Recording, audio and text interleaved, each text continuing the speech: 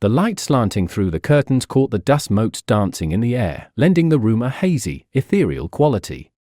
I paused by the dresser, my hand reaching out to pick up my watch, when I noticed the empty space, a void where one of our wedding photos had always been.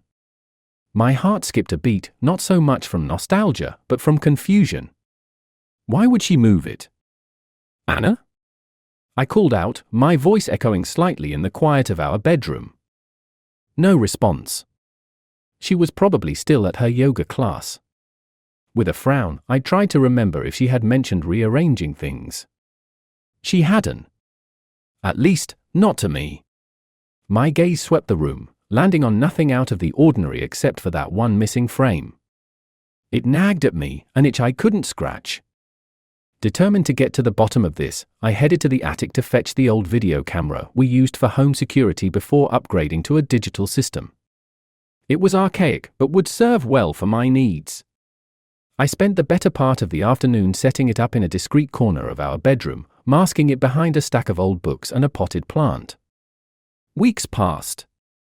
The camera sat quietly, collecting whatever secrets our room held while I threw myself into work to avoid confronting the growing pit in my stomach.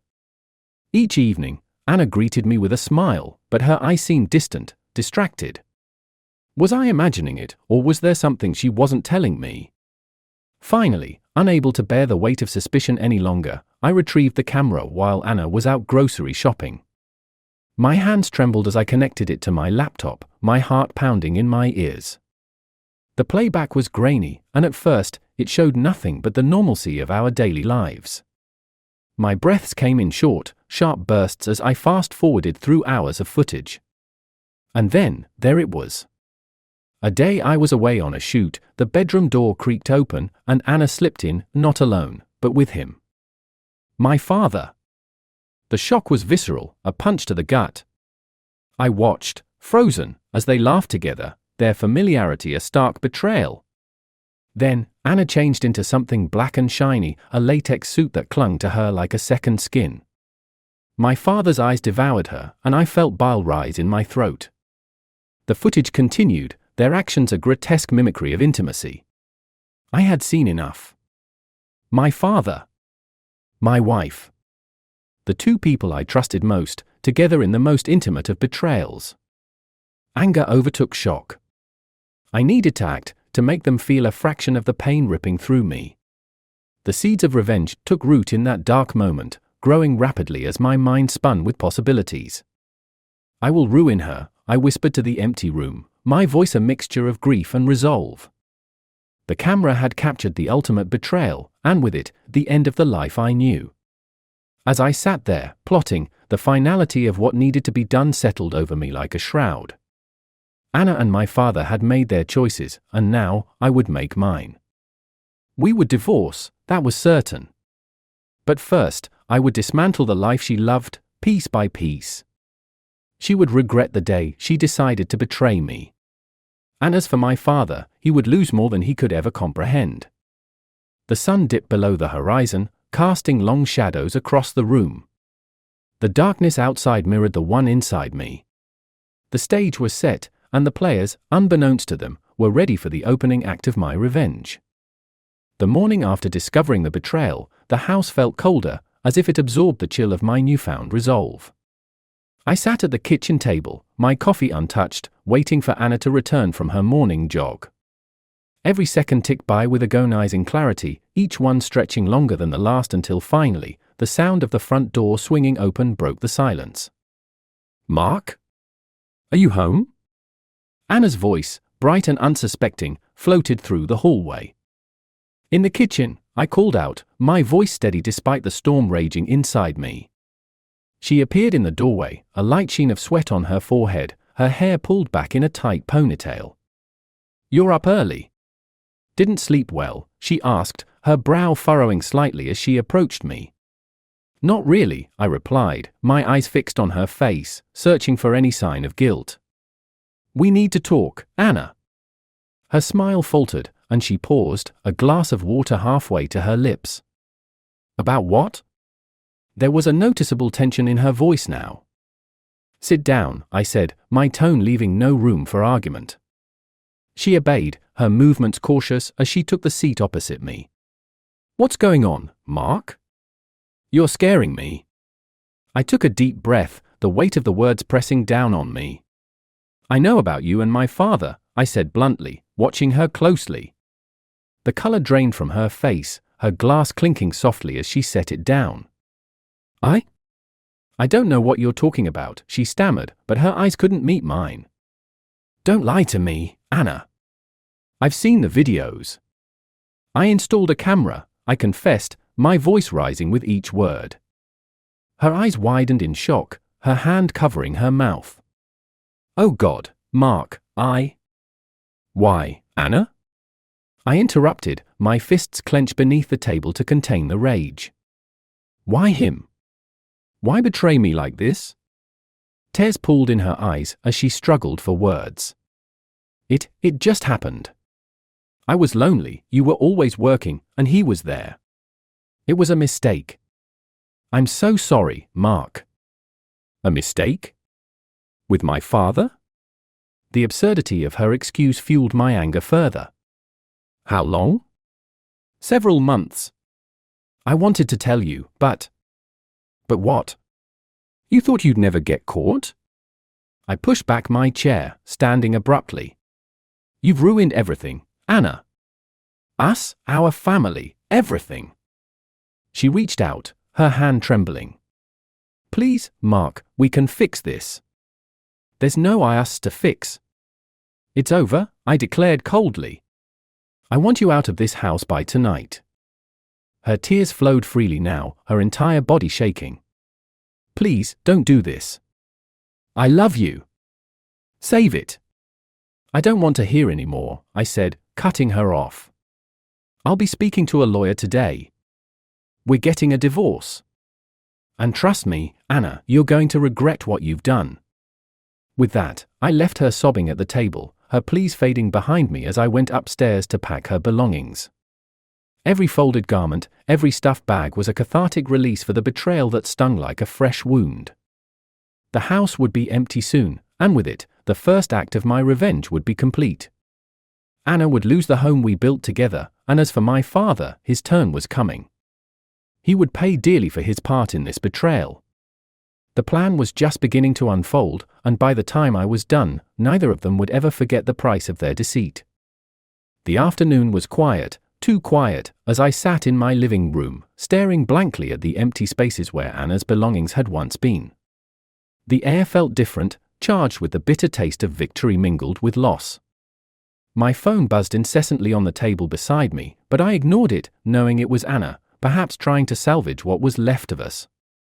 But it was too late for that. Finally, I grabbed the phone, silencing it, but not before seeing a different name flashing on the screen. It was my father. Taking a deep breath, I answered. "What do you want?" "Mark, I heard about what happened." "We need to talk," he said, his voice unnaturally calm. "There's nothing to talk about. You betrayed me, Dad. You and Anna." "How could you?" My voice was steady, but inside, the turmoil roiled. "Son, I know I made a terrible mistake. It wasn't right. I want to make amends." "Amends? How can you possibly think you can make amends for this?" I interrupted, the anger surging anew. "Please, let me explain. I saw everything, Dad. The videos don't lie." I cut him off, my voice rising. "You destroyed our family." There was a heavy sigh on the other end. "I know, and I'm sorry, more than you can believe. Can we meet? Face to face?" Reluctantly, I agreed. If nothing else, confronting him would provide the closure I needed to move on and escalate my plans for retribution. We met at the old fishing pier, a place laden with memories of better times. He was already there, standing at the edge, looking out over the water. "Mark," he began as I approached, turning to face me. His eyes were red, his face drawn. "I don't want your apologies, Dad. I want to know why." "Why her? Why did you do it?" My voice was cold, detached. He looked down, his hands trembling slightly. I was lonely too. After your mother passed, I lost myself. Anna was there, she listened, she seemed to understand. It was never meant to hurt you. That's supposed to make me feel better? I scoffed. You both betrayed me. I know, and I'll regret it for the rest of my life, he replied, his voice breaking. I stared at him, the man I once admired above all others, now nothing more than a stranger to me. You'll pay for this, Dad. I'll make sure of it. Mark, please? No. It's over. Stay away from me. And if you have any decency left, you'll make this divorce easy for her. Because if you don't, I'll make sure your life becomes a living hell. He nodded slowly, resigned. I'll do whatever you ask. Turning away, I left him there, a broken man gazing out over the water. As I walked back to my car, a plan began to form in my mind. Anna was out of the house, and my father was crumbling. But that wasn't enough, not yet. They'd both taken something irreplaceable from me, and I intended to return the favor. My revenge had only just begun, and by the time I was done, they would both wish they had never crossed me. The crisp air of early morning tinged the edges of the sky as I drove to the place where everything would end. My hands gripped the steering wheel, each turn calculated, each thought sharper than the last. The plan was set, the pieces in motion, and the finale awaited, where both Anna and my father would face the consequences of their betrayal. I arrived at the cabin on the outskirts of town, a place hidden away from prying eyes, the perfect setting for what needed to be done.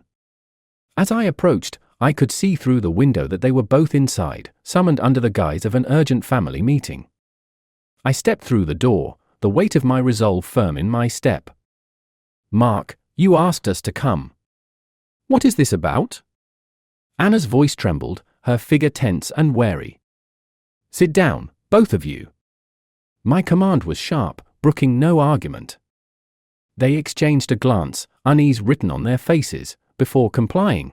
Written on their faces, broke the silence. Mark, if this is about.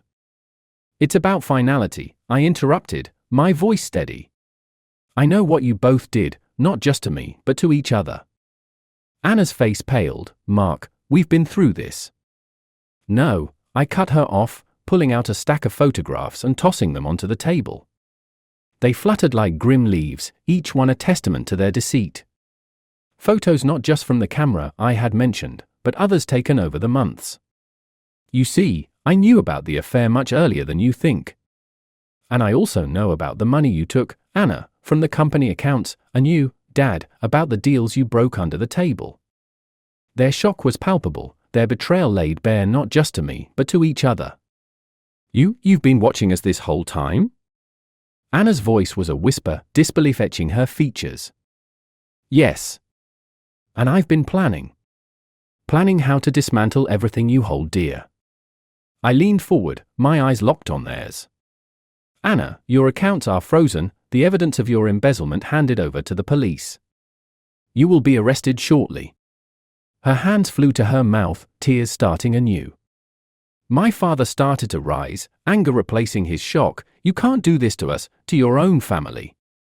I stood to meet him, my presence commanding him to sit back down. And you, Dad. Your business partners are now fully aware of your underhanded dealings. You'll find your assets seized and your reputation destroyed by the end of the day. This is madness, Mark. This is your family. His plea was desperate, a stark contrast to the authoritative figure he once was. Family? I scoffed, the word bitter on my tongue. This, I gestured between us, is not family. This was a facade, one you both shattered.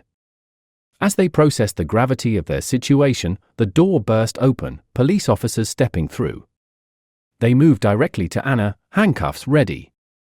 Mark, please, don't do this. I'm sorry. Anna cried out as she was led away, her pleas echoing hollowly in the sparse cabin. My father looked at me, the man who had taught me everything, now learning his final lesson from his son. Mark, what about redemption? What about forgiveness?